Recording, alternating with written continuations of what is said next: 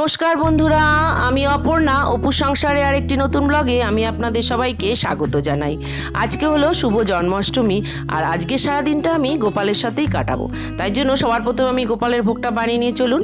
আর এই জন্য নিয়ে নিয়েছি এই যে তালটা। এবার এটা থেকে পাল্পটা বার করে নেবো, আর এর দিকে বানাবো তালের বড়া। আর তার জন্য আমি সুজিটাকে আগে ভিজিয়ে রাখবো।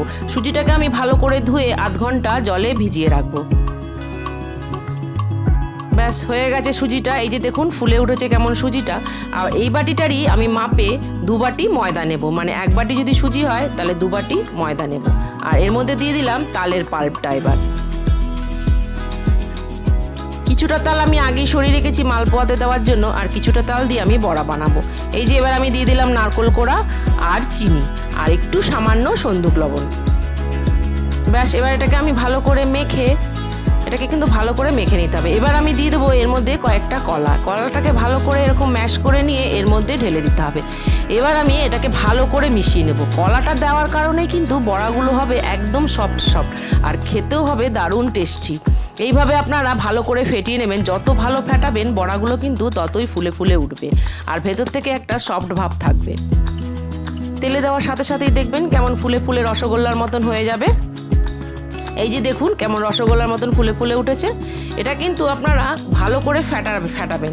যত বেশি ব্যাটারটাকে ফেটাবেন তত বেশি এই বড়াগুলো সফট আর একদম রসগোল্লার মতন হবে। ব্যাস হয়ে গেছে তালের বড়াগুলো। এবার আমি তালের বড়াগুলোকে উঠিয়ে নেব। ব্যাস এইভাবে করেই আপনারা উঠিয়ে নিয়ে আস্তে আস্তে করে সব বড়াগুলোই ভেজে নেবেন।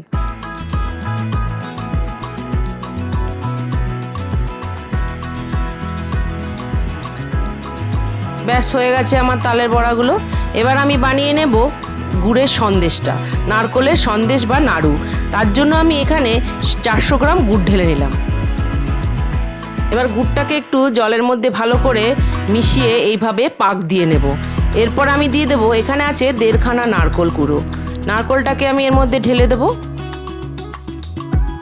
ব্যাস এবার এটাকে আমাকে ভালো করে পাক দিতে হবে। গুড়ের নাড়ুর কিন্তু পাকটাই আসল। পাকটা যত ভালো হবে নাড়ুটাও খেতে তত টেস্টি হবে। এই যে দেখুন কি সুন্দর পাকটা হচ্ছে। এবার আমি এর মধ্যে ঢেলে দেবো কিছুটা গুঁড়ো পাউডারের দুধ। এই গুঁড়ো দুধটা দেওয়ার জন্য এই সন্দেশটার কালারটা একদম দেখুন কীরকম সাদা সাদা একদম দোকানের মতন হয়েছে। এটা কিন্তু আপনারা অবশ্যই দেবেন। এই যে দেখুন পাকটা হয়ে গেছে। এবার আমি একটা কলা পাতার মধ্যে এটা ঢেলে নিলাম। এবার আমি 2 হাতের সাহায্যে এটাকে ভালো করে চেপে চেপে গোল গোল বানাবো নাড়ুর মতন। এটা কিন্তু যত তাড়াতাড়ি পারেন করে নেবেন, কেন নাহলে কিন্তু শক্ত হয়ে গেলে কিন্তু এই নাড়ুটা কিন্তু আর পাকানো যাবে না। এই যে যত হাতের সাহায্যে চেপে চেপে নাড়ুটা তো আপনারা সবাই জানেন, তাই নাড়ুটা আর বেশি শেখানোর দরকার নেই। শুধু পাকটা ভালো হলেই নাড়ুটা খেতে ভালো হবে।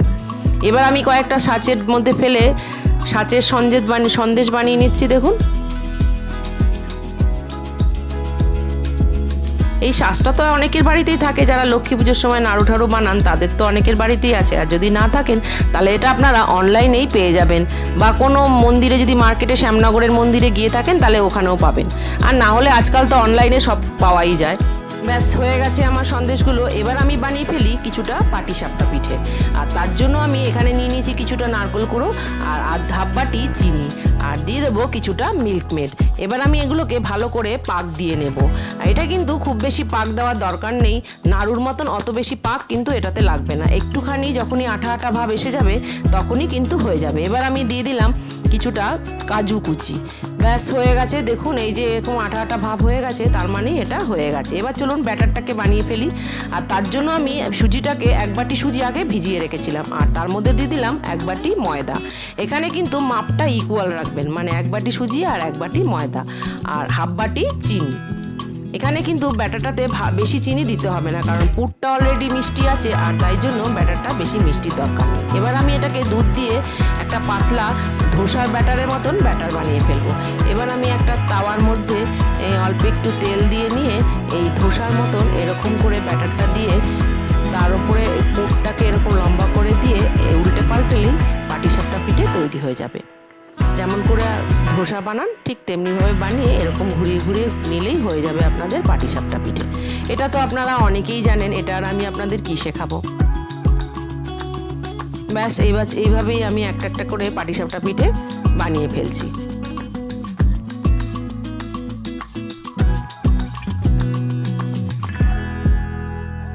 এই যে হয়ে গেল আমার সব পাটিসাপটা পিঠেগুলো।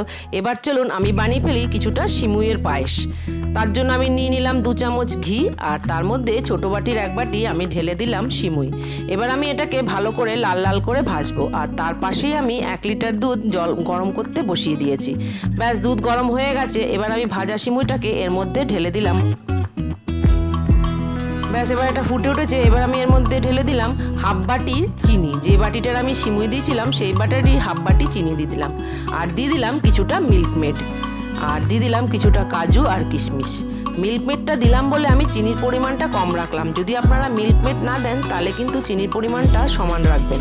এবার আমি চালে চলুন বানিয়ে ফেলি কিছুটা সুজির হালুয়া, আর তার জন্য আমি নিয়ে নিলাম কিছুটা সুজি, সেটাকে ভালো করে ঘি দিয়ে আগে ভেজে নিলাম। এবার আমি ঢেলে দিলাম কিছুটা গরম দুধ। এখানে কিন্তু দুধটাকে গরম রাখবেন, যদি ঠান্ডা দুধ বা জল দেন তাহলে কিন্তু এই সুজিটা কিন্তু দলা পেকে যাবে। এই জন্য যদি জল দিয়ে বানান সেটাও গরম করে নেবেন, আর দুধ দিয়ে বানালেও সেটা গরম করে নেবেন। এবার আমি এর মধ্যে ঢেলে দিলাম কিছুটা চিনি, আর আমি এর মধ্যে ঢেলে দেবো কিছুটা কাজু আর কিশমিশ।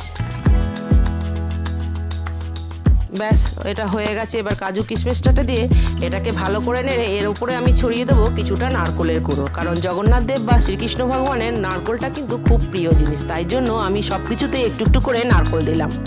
ব্যাস হয়ে গেছে। এবার চলুন আমি কিছুটা লুচি ভেজে নিই এই সুজির সাথে ভোগ দেওয়ার জন্য।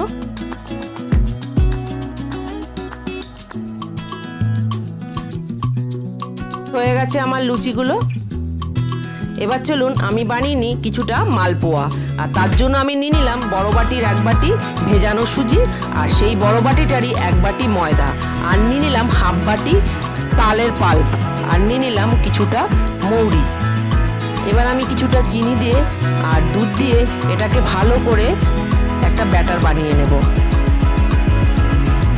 এই ব্যাটারটাকে কিন্তু খুব ভালো করেই ফেটাতে হবে, আর একবারেই আপনারা অনেক বেশি দুধ দিয়ে দেবেন না, অল্প অল্প দুধ দিয়ে এটাকে ভালো করে মেশাতে হবে। কারণ প্রথমে যদি অনেকটা দুধ দিয়ে ফেলেন তাহলে কিন্তু যদি ব্যাটারটা পাতলা হয়ে যায় তাহলে কিন্তু মালপোয়াগুলো পাতলা পাতলাই হয়ে যাবে রুটির মতন, একটু যেন গাঢ় গাঢ় ব্যাটারটা হয়। ব্যাস হয়ে গেছে। এবার আমি তেল গরম হলে এর মধ্যে এরকম একটা গোল হাতা দিয়ে অল্প অল্প করে ঢেলে দিলাম।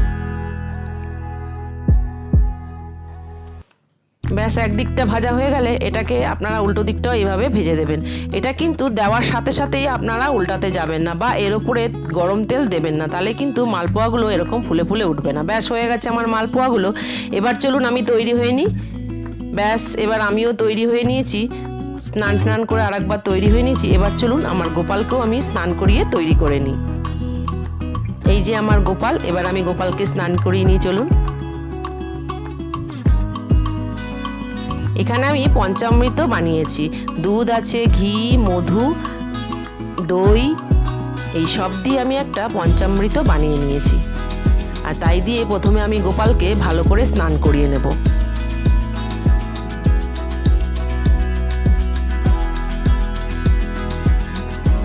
ব্যাস এবার আমি জল দিয়ে ভালো করে গোপালকে ধুয়ে দেবো।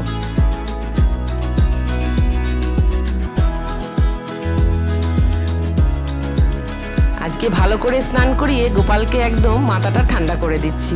ব্যাস হয়ে গেছে। এবার আমি কিছুটা পুষ্পবৃষ্টি করে গোপালকে সাজিয়ে নিয়ে চলুন।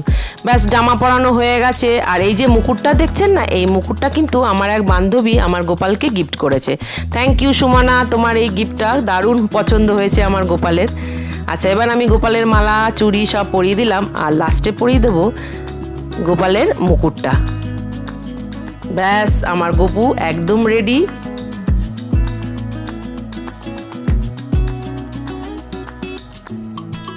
ব্যাস আমি এবার গোপুর দোলনায় গোপুকে বসিয়ে দিই। এই যে দেখুন আমার গোপু দোলনায় বসে পড়েছে। তাহলে চলুন এবার পুজোটা করে নিই।